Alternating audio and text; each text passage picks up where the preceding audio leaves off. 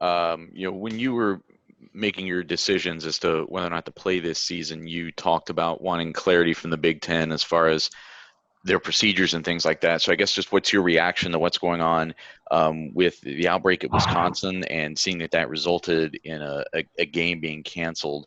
I guess what is your level of confidence in the Big Ten right now? I can't really worry about other teams. I can only worry about my team. So with my team, I'm very confident. Everybody's taking the protocols day by day, doing what they're supposed to do, staying with wearing their mask. So I just can't worry about other teams. I can only worry about what's happening here right now.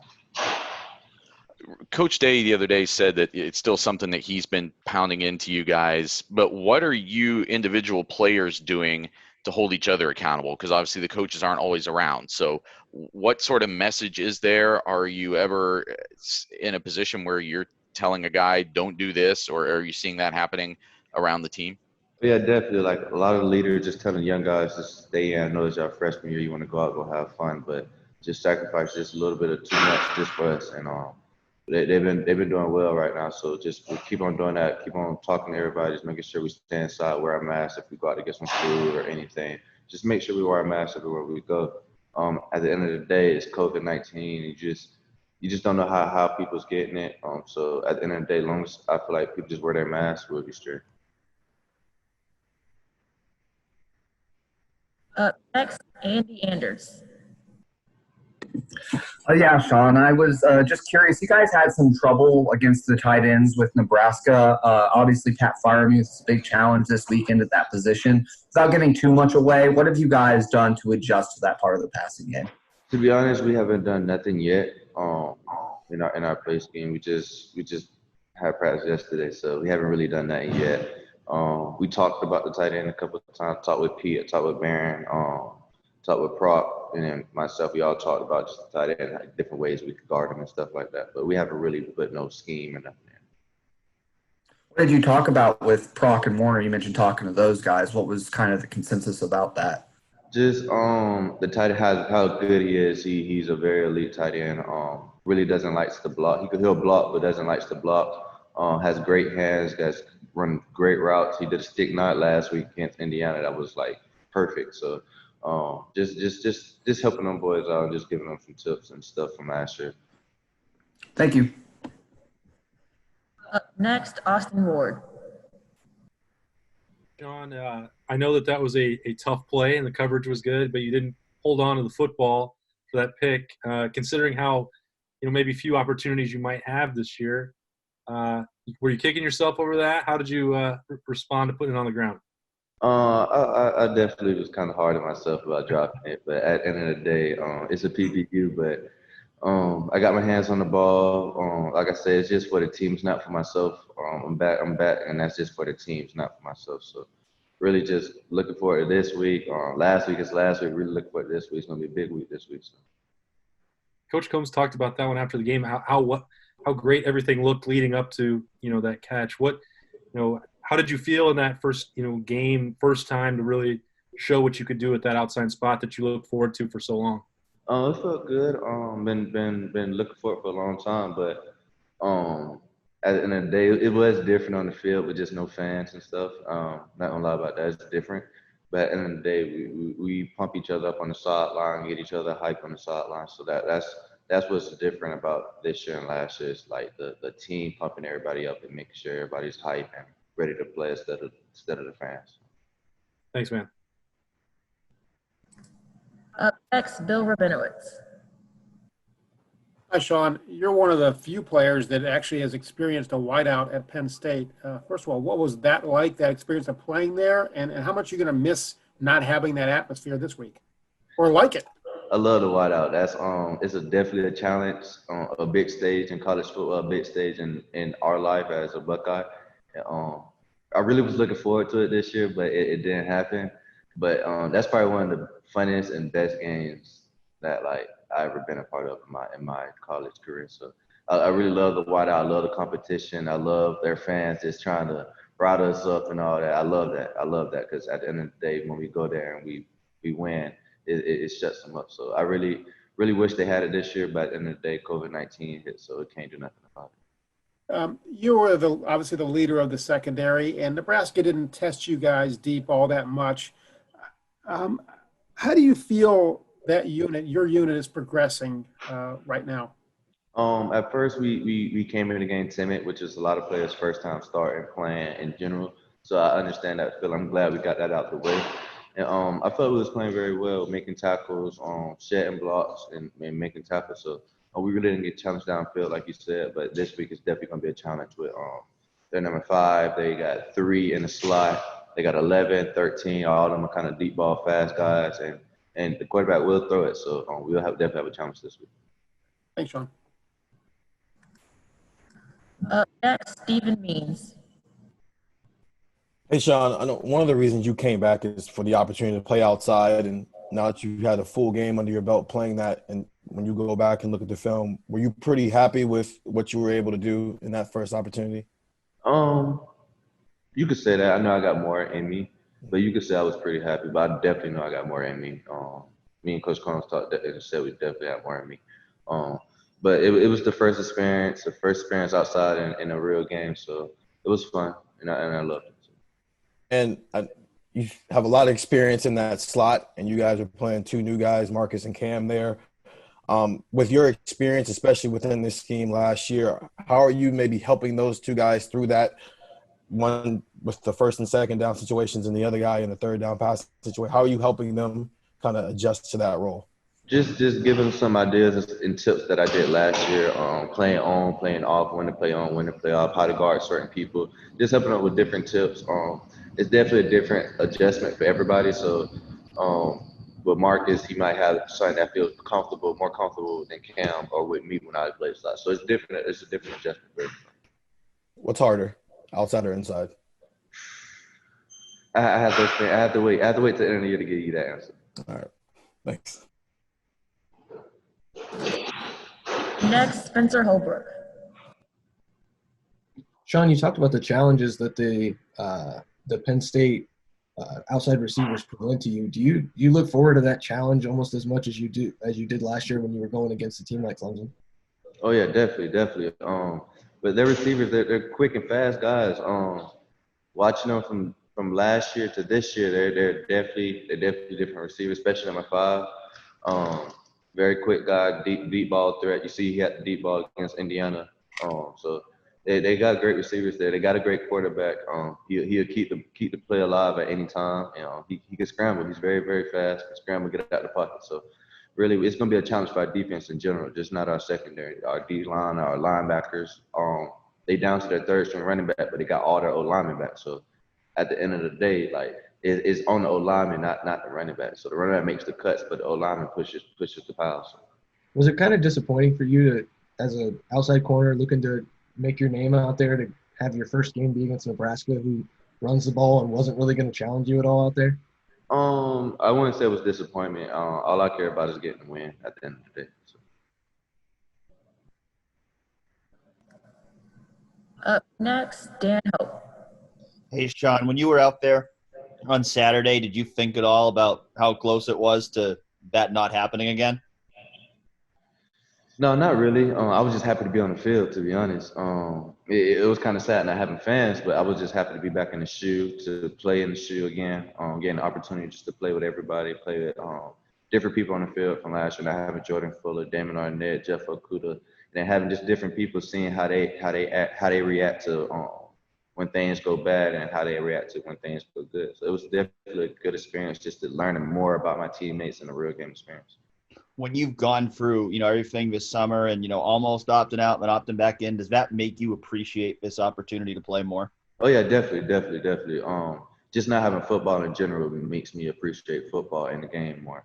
And then having this team make me appreciate the Ohio State alum, just Ohio State in general, and then appreciate my teammates.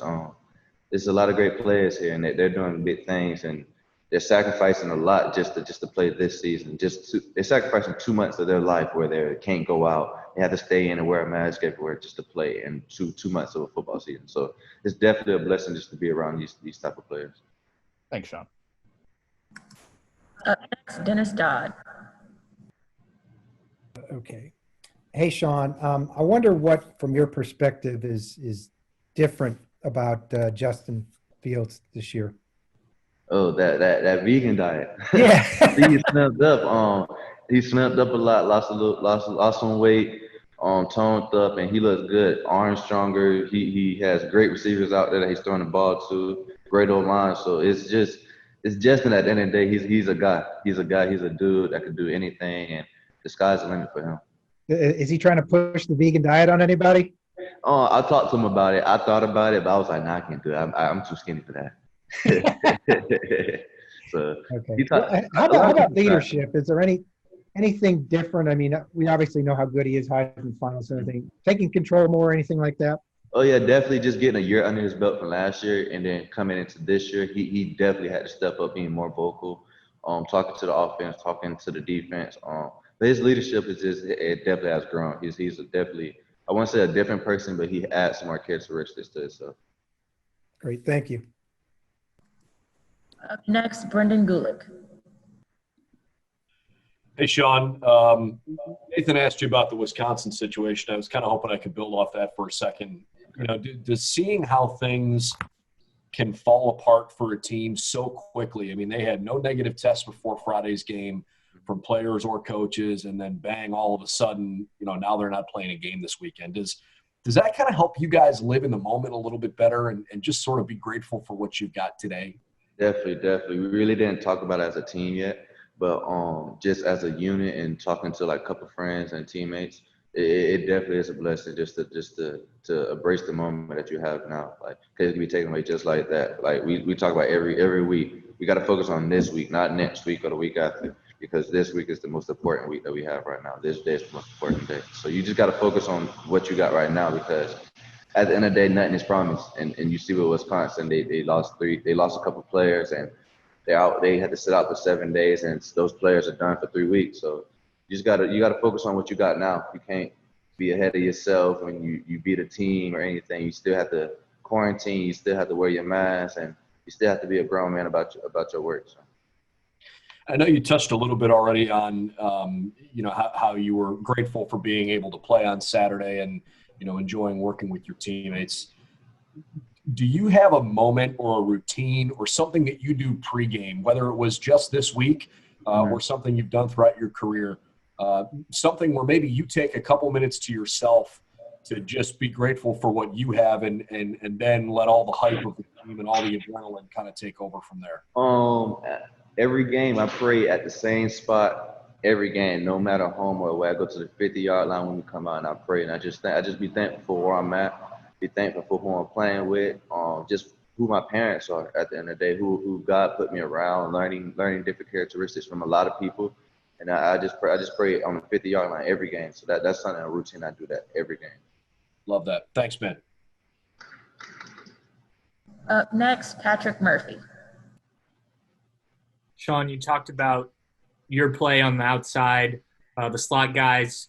How would you grade what Seven was able to do in his first major action? And then just the secondary as a whole, a lot of new guys out there, a lot of new faces. How do you kind of evaluate your guys' performance on Saturday, even though you weren't tested a ton? It was rough at first, but we definitely came back and stuck to the game plan and just wrapped up and made tackles. That's what's been a lot of problem in the college football game today. People have not been wrapping up because you haven't had camp and you didn't have spring. So it's just hard to just tackle in practice when you got to play in 4 weeks during camp and that's during school. So definitely was different, but. With Seven's doing great. He's going to do great things definitely this week. Last week really didn't challenge us, so we really can't say nothing. With the secondary as a whole, I know we're going to be good. We got a lot of smart players. You got athletes on the field. You see Hook is a great safety back there. He gets players down. You see Prop can play any position. He plays safety. He can probably play cover safety. He can play corner lock in. So we just got a lot of athletes. We got a lot of depth. Really just looking forward to this week. This week is definitely going to be a challenge for us and us and our D-line, and it's just really looking forward to it.